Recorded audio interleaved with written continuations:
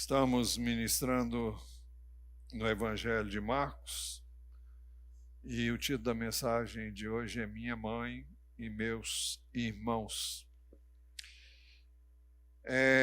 A última vez que ministramos no capítulo 3, nós o fizemos nos versos 20 a 30, e o versículo 20 e 21 dizem assim: Então Jesus foi para casa. E nós questionamos que casa seria essa, e na realidade continuamos sem saber.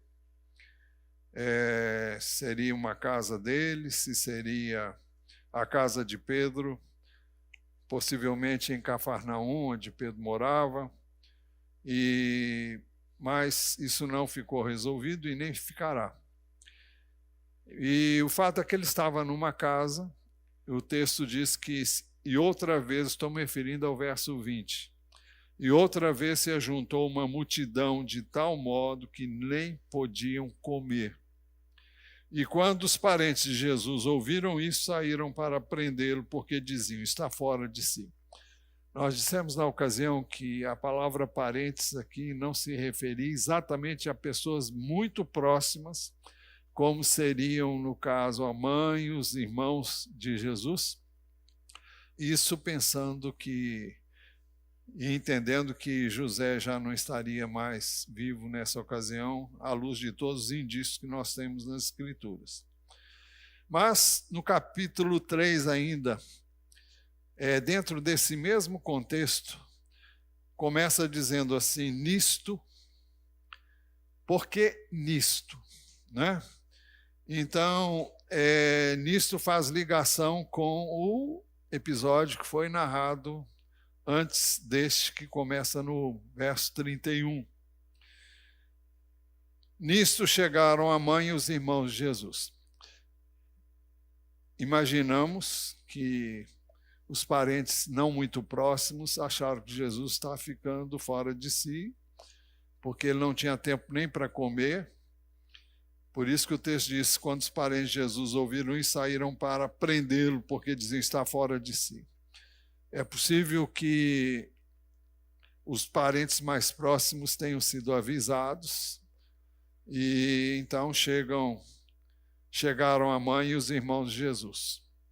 Isso é mera suposição, não posso afirmar com certeza que foi assim, mas tudo parece mostrar isso. Então, enquanto Jesus estava ministrando, ele estava nessa casa, a casa estava cheia, e o texto diz, versículo 31, chegaram a mãe e os irmãos de Jesus, e tendo ficado lá de fora, mandaram chamá-lo. A pergunta que fazemos é por que eles ficaram do lado de fora? E por que eles mandaram chamá-lo? Por que eles não entraram? Na casa onde Jesus estava, nós vimos anteriormente, no versículo 20, que havia se juntado uma grande multidão, de tal modo que Jesus não tinha nem como comer. Ou seja, ele estava ali há muito tempo ministrando. Com isso concorda o versículo 32 do capítulo 3, que diz, muita gente estava sentada ao redor de Jesus. No Evangelho de Lucas, que narra esse mesmo episódio, nós encontramos uma explicação ainda mais clara. Lucas 8, 19 e 20 diz assim, a mãe e os irmãos de Jesus chegaram até onde ele estava, mas não podiam aproximar-se por causa da multidão. E lhe comunicaram, isso é, comunicaram a Jesus, a sua mãe e os seus irmãos estão lá fora e querem vê-lo. O versículo 32, muita gente estava sentada ao redor de Jesus e alguns lhe disseram, olhe, a sua mãe, os seus irmãos e as suas irmãs estão lá fora procurando o Senhor. A sua mãe, os seus irmãos e as suas irmãs. Bem,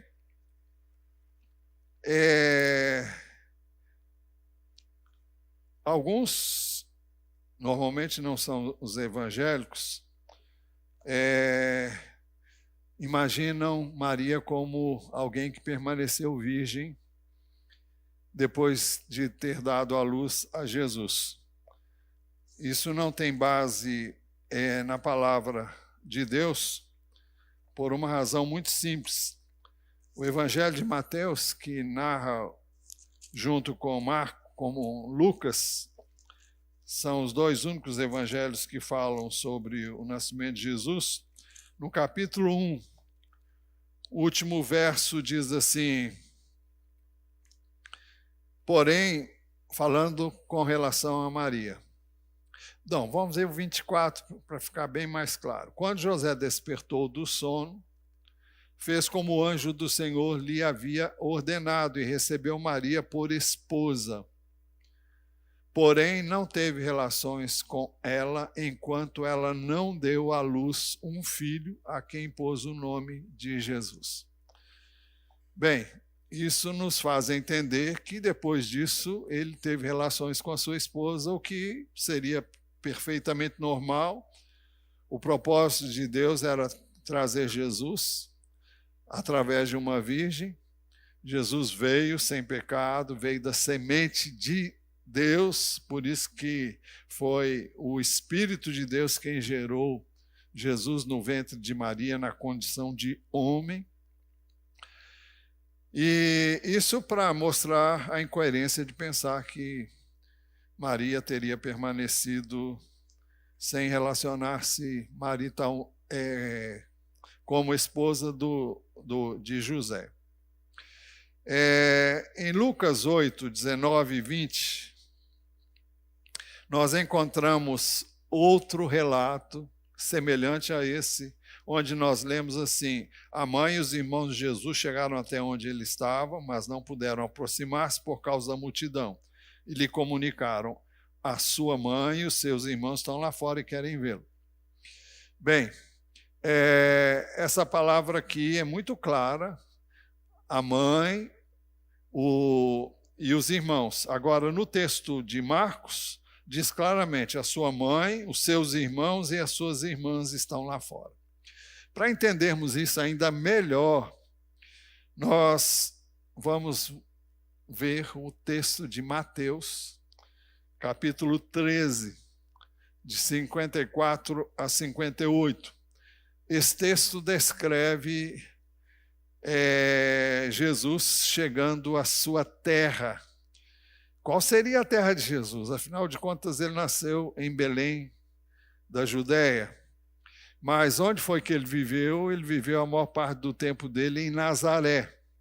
E é por isso que aqui é chamado de a sua terra. O texto diz assim: chegando à sua terra, ensinava na sinagoga, de modo que se maravilhavam e diziam: de onde lhe vem esta sabedoria e estes poderes miraculosos? Não é este o filho do carpinteiro? E aqui nós ficamos sabendo que José era carpinteiro. E ele era tido como filho de José, porque José havia tomado Maria como esposa. E eles perguntam: não é este o filho do carpinteiro? A sua mãe não se chama Maria? E seus irmãos não são Tiago, José, Simão e Judas? Todas as suas irmãs não vivem entre nós? Então, de onde lhe vem isto? E escandalizavam-se nele, escandalizavam-se por causa dele. Jesus, porém, lhes disse: nenhum profeta é desprezado a não ser na sua terra e na sua casa. E não fez ali muitos milagres por causa da incredulidade deles. Isso é uma realidade muito grande. Qualquer pessoa que serve a Deus não tem qualquer honra nas pessoas mais íntimas. Por quê? Não é o caso de Jesus, mas vejam o que eles viram em Jesus. O filho do carpinteiro, tinha irmãos, tinha irmãs, e lhes parecia a todos como uma pessoa comum. Não tinha nada demais que o diferenciava dentre as demais pessoas. E Jesus viveu uma vida, humanamente falando, normal, até os 30 anos. Foi quando ele começou o seu ministério. Foi quando o Espírito de Deus veio sobre ele de uma forma diferente. Isso não significa que ele não fosse cheio do Espírito, mas que o Espírito de Deus veio sobre ele para que ele pudesse, então, o ungiu para que ele pudesse realizar o plano e o propósito de Deus. Mas, por isso, lá em Nazaré, ele não pôde fazer muitos milagres por causa da incredulidade, porque viam nele uma pessoa comum. Aliás, a maior parte dos judeus sempre viram Jesus dessa forma, e foi por isso que o número de pessoas que creram comparado com o número de pessoas que existia na época é muito reduzido, aparentemente. Mas no Evangelho de João, no capítulo 7, versículos 3 a 5, nós temos a seguinte informação. Então os irmãos de Jesus se dirigiram a ele e disseram: deixe este lugar e vá para a Judéia, para que também os seus discípulos vejam as obras que você faz. Quem disse isso? Foram seus irmãos. Eles disseram ainda, porque se alguém quer ser conhecido, não pode realizar os seus feitos em segredo. Já que você faz essas coisas, manifeste-te ao mundo. E o texto acrescenta, acontece que nem mesmo os irmãos de Jesus criam nele.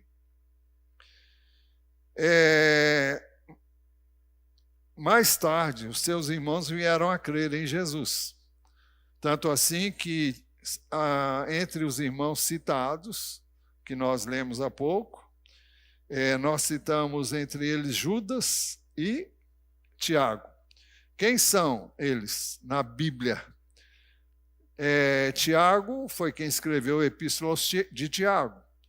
Ele veio a ser chamado apóstolo também, não entre os 12, mas ele era um dos principais da igreja em Jerusalém. Era uma autoridade, praticamente ele era o líder da igreja em Jerusalém. Judas, seu irmão, também se destaca pela epístola que ele escreveu, muito semelhante a uma epístola que Pedro escreveu, e o assunto é bem semelhante, embora não exatamente com as mesmas palavras. Mas é interessante que quando tanto um quanto o outro se identificam no início de suas epístolas, eles não se identificam como irmãos de Jesus, porque eu penso cá com os meus botões que eles não queriam essa identificação. Por quê? Porque ela não fazia sentido. Eles eram irmãos de Jesus, mas só Jesus era divino, só Jesus veio de Deus e voltou para Deus, né? Judas começa dizendo assim: Judas, servo de Jesus Cristo e irmão de Tiago. Aos que foram chamados, são amados de Deus Pai e guardados em Jesus Cristo. Já a epístola de Tiago começa dizendo assim: Tiago, servo de Deus e do Senhor Jesus Cristo, as 12 tribos que se encontram na diáspora. Bem, estou citando isso para mostrar a vocês, entre outras coisas, algumas aquilo que os evangelhos, principalmente, dizem acerca da família de Jesus. Como eu já disse, não sei se disse, eu acho que eu disse. Mais tarde eles vieram a crer em Jesus, os irmãos de Jesus, né? Mas quando eles disseram, alguns lhe disseram, olha, sua mãe, seus irmãos e suas irmãs estão lá fora procurando o Senhor. Então Jesus perguntou, quem é minha mãe? E quem são meus irmãos, os meus irmãos? E olhando em volta para os que estavam sentados ao seu redor, disse, eis minha mãe e meus irmãos. Portanto, aquele que fizer a vontade de Deus, esse é meu irmão, minha irmã e minha mãe. Ora, Jesus não estava desprezando sua mãe, não estava desprezando seus irmãos e nem suas irmãs. Hoje pela manhã nós vimos que Jesus referendou o 5º mandamento do Decálogo e combateu uma prática dos escribas e fariseus que deixavam de cumprir esse mandamento de honrar pai e mãe, sobre o pretexto de terem dedicado seus bens ao Senhor. Nós mostramos que honrar, além de respeitar, obedecer, é também, se necessário, assisti-los nas suas necessidades monetárias, financeiras, se eles viessem a precisar disso. E o texto de Mateus que nós usamos de manhã foi esse, Mateus 15, 4-9. Porque Deus disse, honre o seu pai e a sua mãe, e quem maldisser o seu pai ou a sua mãe seja punido de morte. É o texto que Jesus citou, é o texto do Decálogo, o 5º mandamento. Vocês, porém, dizem que se alguém disser ao seu pai ou à sua mãe a ajuda que você poderia receber de mim, a oferta ao Senhor, esse não precisará mais honrar os seus pais. E assim vocês invalidam a palavra de Deus por causa da tradição de vocês. Hipócritas, bem profetizou Isaías a respeito de vocês, dizendo, este povo me honra com os lábios, mas o seu coração está longe de mim. Em vão me adoram, ensinando doutrinas que são preceitos humanos. Ou seja, eles deixavam de cumprir o mandamento para seguir uma tradição que havia entre eles. Bastava que alguém dissesse que aquilo não podia ajudar os pais porque havia feito uma dedicação a Deus. Só que eles não diziam quanto, nem quando, nem como seria. Então ficava uma coisa muito vaga. Era uma maneira de fugir a uma responsabilidade para com seus pais. Então nós vemos que Jesus jamais rejeitaria aquela que deu a luz a ele, e jamais menosprezaria, e ele não quis menosprezá-los ao dizer isso. Hoje pela manhã nós vimos que Jesus, na cruz, ele deu ao apóstolo João a incumbência de cuidar da sua mãe. O Evangelho de João, capítulo 19, 26 e 27. Vendo Jesus a sua mãe, e junto dela o discípulo amado, disse, mulher, eis aí o seu filho. Depois disse ao discípulo, eis aí a sua mãe. Dessa hora em diante o discípulo a tomou para casa. Também a expressão mulher, eis aí seu filho, não é uma linguagem pejorativa como seria no nosso contexto. Se alguém falar com a sua mãe mulher, isso parece uma coisa esquisita, pelo menos no nosso contexto cultural, mas não no contexto judaico. É por isso que Jesus então perguntou, quem é minha mãe e quem são meus irmãos? E olhando em volta para os que estavam sentados ao seu redor, disse, eis minha mãe e meus irmãos. Portanto, aquele que fizer a vontade de Deus, esse é meu irmão, minha irmã e minha mãe. Eu quero ressaltar mais uma vez que ele cita as mesmas pessoas, a mãe, os irmãos e as irmãs, que são identificadas no texto que nós já citamos. O que Jesus quis dizer de fato aqui? O sentido é puramente espiritual. O verso 35 diz, Jesus disse, portanto, aquele que fizer a vontade de Deus, esse é meu irmão, minha irmã e minha mãe.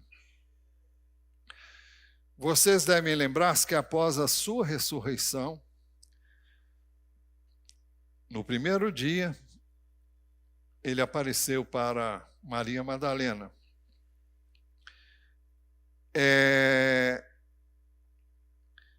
João 20, versos 17 e 18. E o texto diz, no verso 17, Jesus continuou, não me detenha, quando ela descobriu que era ele que estava falando com ela. Depois de dizer Rabone, que quer dizer mestre, então Jesus continuou, não me detenha, porque ainda não subi para o meu Pai, mas vá até meus irmãos e diga a eles. Agora, que irmãos eram estes? Não eram os irmãos dele, os irmãos carnais. Ele agora, pela primeira vez, ele chama de irmãos aqueles que eram seus discípulos. Vá até meus irmãos e diga a eles, subo para meu Pai e o Pai de vocês, para o meu Deus e o Deus de vocês. Então Maria Madalena foi e anunciou aos discípulos, não foi aos irmãos consanguíneos de Jesus, mas aos discípulos. Eu vi o Senhor e contava que Jesus lhe tinha dito estas coisas. Então, ao dizer, mas vá até meus irmãos, ele não se referia aos irmãos consanguíneos, ele se referia aos seus discípulos. Quando disse, portanto, aquele que fizer a vontade de Deus, esse é meu irmão, minha irmã e minha mãe. É esse que eu considero dessa maneira. Estes são os mais próximos de mim, sem querer ofender aos seus mais próximos consanguíneos. Jesus queria mostrar quem era próximo dele no sentido espiritual. É por isso também que em João 14, 21, texto que nós lemos hoje, e o 23, diz assim, aquele que tem os meus mandamentos e os guarda, esse é o que me ama. E aquele que me ama será amado por meu Pai. Eu também o amarei e me manifestarei a ele. E no verso 23, se alguém me ama, guardará a minha palavra. E o meu Pai o amará, e viremos para ele e faremos nele morada. Quer proximidade maior? E no verso 24 ele diz, quem não me ama, não guarda as minhas palavras. E a palavra que vocês estão ouvindo não é minha, mas do Pai que me enviou.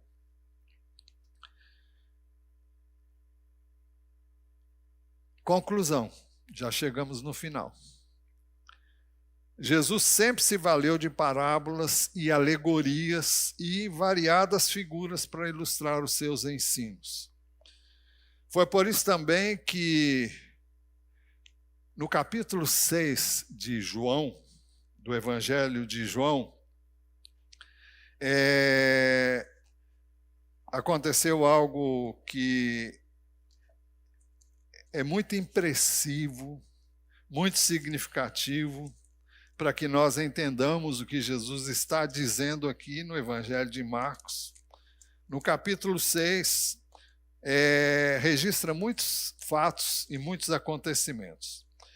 Mas no versículo 53,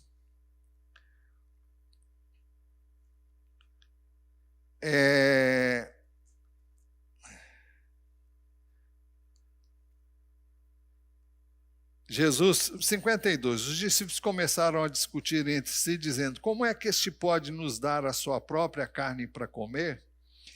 Jesus respondeu, em verdade lhes digo, que se vocês não comerem a carne do Filho do Homem e não beberem o seu sangue, não terão vida em vocês mesmos.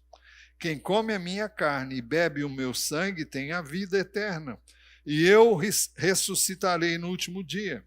Pois a minha carne é verdadeira comida e o meu sangue é verdadeira bebida. Quem come a minha carne e bebe o meu sangue permanece em mim e eu permaneço nele. Assim como o Pai que vive me enviou, e igualmente eu vivo por causa do Pai, também quem de mim se alimenta viverá por mim. Este é o pão que desceu do céu, em nada semelhante àquele que os pais de vocês comeram. E mesmo assim morreram. Quem comer este pão viverá eternamente. Jesus disse essas coisas quando ensinava na sinagoga em Cafarnaum. Pois bem, os judeus entenderam essa palavra literalmente. E por causa dessa palavra, muitos deixaram de segui-lo. Se você leu o final, mas depois, um pouco mais adiante, no verso 63, Jesus explicou o sentido das suas palavras. Ele disse assim: o Espírito é o que vivifica, a carne para nada aproveita. As palavras que eu lhes tenho falado são Espírito e são vida. Então, o sentido de Jesus ao dizer que sua mãe, seus irmãos e suas irmãs são aqueles que ouvem a palavra de Deus, então tem esse sentido. Quem é que ouve a palavra de Deus? É quem crê na palavra de Deus. E eu estou me lembrando aqui que no capítulo 8, ele tem uma discussão com os judeus. Então, perguntaram,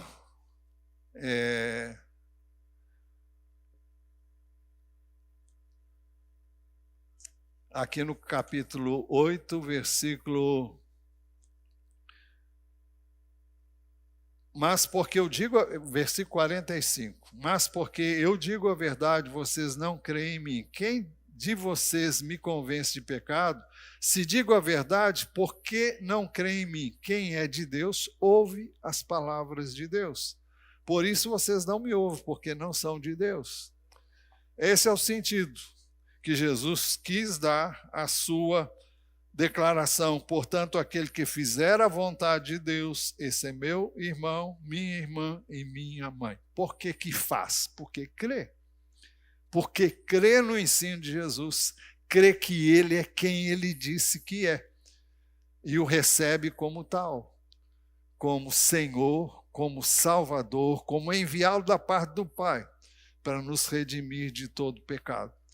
E quem dele se alimenta, quem o recebe e aceita a sua morte na cruz, o seu sacrifício cruento, está recebendo ele como Redentor para si mesmo, seu Redentor pessoal, como remidor que ele é e veio para ser de cada um de nós que nele cremos.